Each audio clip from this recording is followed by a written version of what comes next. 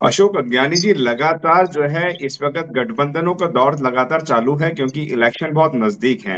NDA ने अपना गठबंधन कर लिया है, दूसरा इंडिया बन चुका है, लेकिन बसपा सुप्रीमो बहन कुमारी मायावती भी चुप नहीं है। मैं एक बड़े चैनल की खबर मैं आपको दिखा देता हूं। आप ये खबर देख पाएंगे, News 24 की खबर है, और जो जो एरो नजर आ रहे हैं आपको, मायावती को प्रधानमंत्री बनाना है। लेकिन बहन जी ने भी अपना गठबंधन कर लिया है। उन्होंने सीधा सीधा कहा है कि हमारा गठबंधन गरीबों से होगा। ये बसपा सुप्रीमो बहन कुमारी मायावती का स्टेटमेंट है कि अब हमारा जो गठबंधन है, वह हमारा गठबंधन अब गरीबों के साथ होगा। क्या कहना चाहेंगे इस तरीके के गठबंधन को? देखिए, यही मेन गठबंधन होने वाला है, मुख्य गठबंधन होने वाला है। जिस गठबंधन में की भीड़ के को देख करके प्रभावित होकर के भीड़ से दिखाएं दल, और उनको कुछ दो दो चार चार सीटें दे दें उसको, तो ये भीड़ तंत्र से बिल्कुल अलग है। बहन कुमारी मायावती का जो इशारा है कि जो तमाम वो दल या सामाजिक संगठन या वो संगठन जो गरीबों के बीच में काम करते हैं ईमानदारी से, जिनको कि ये मीडिया या कोई उनको दिखाता नहीं है, देश दुनिया में जिनकी पहचान नहीं है, लेकिन वो जमीन पे रह करके गांव गांव और गली गली जा करके वो वाकई ईमानदारी से उनकी गरीबों की मदद करते हैं, सहायता करते हैं। तो उस तरह के जो संगठन है, चाहे राजनीतिक हो चाहे सामाजिक संगठन हो, उन शक्तियों को बटोर करके, जो जमीन से जुड़ी हुई शक्तियां हैं उनको जोड़ करके और उनको उनको मिला करके एक नया तीसरी महाशक्ति बनने वाली है। और ये वो चुनौती बनेगी, वो चुनौती जो की बड़ी बड़ी सेनाओं को धाराशाही कर देगी।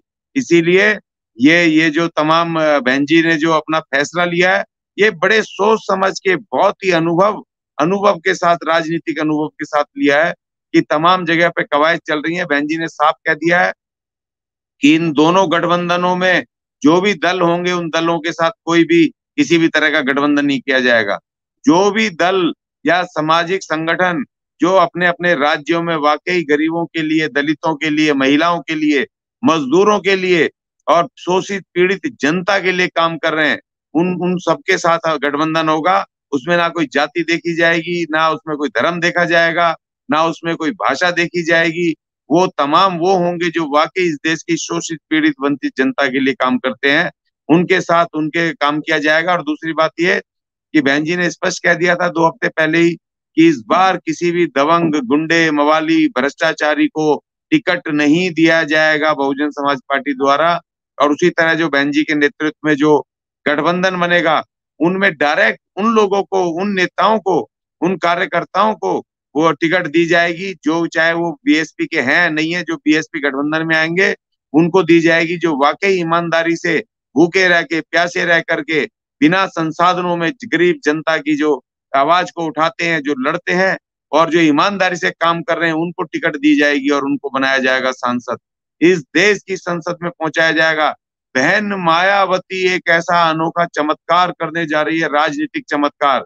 ये कोई अंधविश्वास वाला चमत्कार नहीं, राजनीतिक चमत्कार की जो वो लोग जिन्होंने अपनी सपने में कल्पना नहीं की थी, वो संगठनों ने जो छोटे छोटे समूहों के रूप में गरीब जनता के लिए काम करते थे, अब वो लोग नेता बन के, देश के अपने जनता के प्रतिनिधि, जन प्रतिनिधि बन करके बहन मायावती की शक्ति से, उनके नेतृत्व में सीधे इस 2024 में इस देश की लोकसभा में जाएंगे और अपने गरीब मजलूमों की आवाज बनेंगे। और इस देश में बहन मायावती के जो नेतृत्व में सरकार बनने वाली है, उसमें वो देश का नेतृत्व करेंगे। ये एक महान एक अनुभव होने वाला है। इस देश की राजनीति एक बड़ा उलटफेर होने वाला है। बहन कुमारी मायावती ने जिस तरह का ये दाव चला है, वो दाव इन मनुवादियों को समझ में नहीं आ रहा है कि आखिर मायावती क्या करने वाली है, इनको कुछ समझ में नहीं आ रहा है। इसी तरीके से ये तो जो मुझे समझ में आ रहा है कि एक बहुत भारी उलटफेर की तरफ ये देश की राजनीति बढ़ रही है। और इन मनुवादियों को, इनके पैरों के तले कब जमीन खिसक जाएगी, राजनीतिक जमीन, इनको पता भी नहीं चलेगा। तो इसलिए बहन जी का जो फैसला है अपने आप में वाकई एक जबरदस्त फैसला है, एक जबरदस्त राजनीतिक फैसला है, जिस फैसले का मैं स्वागत करता हूँ। और छोटे जो जितने भी दल हैं, छोटे तो कोई नहीं होते, खैर छोटे बड़े कहा जाता है, लेकिन जो लोग अपने कम संसाधनों में, जो संगठन, सामाजिक संगठन, राजनीतिक संगठन अपने अपने इलाकों में ईमानदारी से लड़ाई लड़ रहे हैं, वो बहन जी के नेतृत्व में आने वाले हैं। उनको हम बहन जी लेकर के आने वाली हैं और उनको इस देश की संसद में, इस देश की राजनीति में, इस देश की राज सत्ता में और ईमानदारी से उनको मौका दिया जाएगा, उनको प्रतिनिधित्व देंगी बहन मायावती जी। तमाम चीजें इस देश की जनता को अब समझ आ गई हैं कि एक तरफ नागनाथ है, एक तरफ सांपनाथ है, और ये दोनों गठबंधन आपस में मिले हुए हैं, सिर्फ नूरा कुश्ती कर रहे हैं। इससे सिर्फ ये चेहरे बदलेंगे, शासन सत्ता के, शासन व्यवस्था नहीं बदलेगी। व्यवस्था तभी बदल सकती है कि जब बहन कुमारी मायावती को देश का प्रधानमंत्री बनाया जाए, उनको शक्ति दी जाए, तो ये तमाम जितने इस देश के जो पीड़ित, शोषित, वंचित समाज हैं, वो तमाम लोग पूरी तरीके से उनको समझ आ गया और बहन कुमारी मायावती को प्रधानमंत्री बनने की तरफ वो अग्रसर हो गए हैं। इसलिए ये गोदी मीडिया और ये तमाम दूसरा मीडिया, ये पूरी जो इनकी मजबूरी बन गई है कि बहन कुमारी मायावती को अब ये लगातार उसके ऊपर चर्चा कर रहे हैं, बहन कुमारी मायावती के ऊपर, कि बहन जी किस तरफ जाएंगी, कहाँ जाएंगी। और दूसरा, मैं देख रहा था एक दो चैनल वो बदनामी फैला रहे हैं कि बहन कुमारी मायावती बीजेपी के साथ जाएगी, इस तरीके से अब ये परपंच कर रहे हैं। लेकिन हम भी पूरे बहुजन जो बहन जी के हम सिपाही हैं, पूरी तरीके से सख्ती से हम सब पे नजर रखे हुए हैं और अपने कार्यकर्ताओं को सच्चाई बता रहे हैं।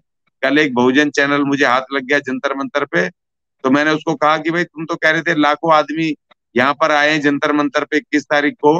मैंने कहा चलो बताओ यहाँ पर कितने आदमी है, ये इस तरफ बैरिकेड लगे, इसमें कितने आदमी आते हैं। तो वहाँ पुलिस का एक सिपाही जो वहां पे रहते हैं, वो उसने कहा कि भाई साहब इसको खचाखच भर दो तो 500 आते हैं, और जो 200 300 और जो पेड़ पहाड़ पे चढ़ जाए तो 500 700 से ज्यादा इसमें नहीं आते इस इलाके में। और मैंने कहा ये बहुजन चैनल ये बरगला रहे हैं अपने समाज को, कर रहे हैं लाखों लाख का जन सैलाब, इस तरह से आप गुमराह कर रहे हो। तो उन्होंने कहा कि भैया ये गलती हुई हमसे, इस तरह से नहीं बोलना चाहिए था। मैंने कहा आप तमाम लोग बहन कुमारी मायावती के विरुद्ध ये तुम्हारी लड़ाई है, और तुम बहन जी के को गिराने के लिए, उसकी शक्ति को कम करने के लिए, बहन जी को और बहुजन मूवमेंट को कमजोर करने के लिए साजिश का तुम लोग हिस्सा बन रहे हो।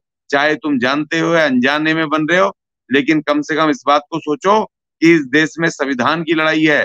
ये छोटी लड़ाई नहीं है, ये सिर्फ हमारे किसी नौकरी, ठेकेदारी या पगार की लड़ाई नहीं है, ये हमारे पेट की लड़ाई नहीं है, ये लड़ाई है हमारे अस्तित्व की लड़ाई है, ये लड़ाई है हमारे मान सम्मान, हमारे संवैधानिक अधिकारों की लड़ाई है, ये लड़ाई है हमारी आजादी की लड़ाई है। तो इस लड़ाई में को लड़ने के लिए सावधानी पूर्वक एक एक बहुजन को शक्ति देनी होगी, बहन जी को, तभी जाकर के वो संविधान बच पाएगा। इनका सीधा अटैक चाहे कांग्रेस हो चाहे बीजेपी हो, इनका लगातार अटैक इस भारत के संविधान पर है। जिस तरीके से कांग्रेस ने लगातार संविधान पर अटैक करे, इस देश में संविधान को सबसे पहले नुकसान पहुंचाने वाली जो पार्टी है वो कांग्रेस पार्टी है। वो लगातार संविधान को कमजोर करती रही, और इसी तरीके से बीजेपी भी लगातार उन्हीं उन्हीं नीतियों पे, कांग्रेस की नीतियों पे चलते हुए उसको आगे बढ़ाती हुई, और इसको 2024 में संविधान को पूरा खत्म करके अनुवादी संविधान पे आधारित इन्होंने एक संविधान बना रखा है जिसको लागू करेंगे।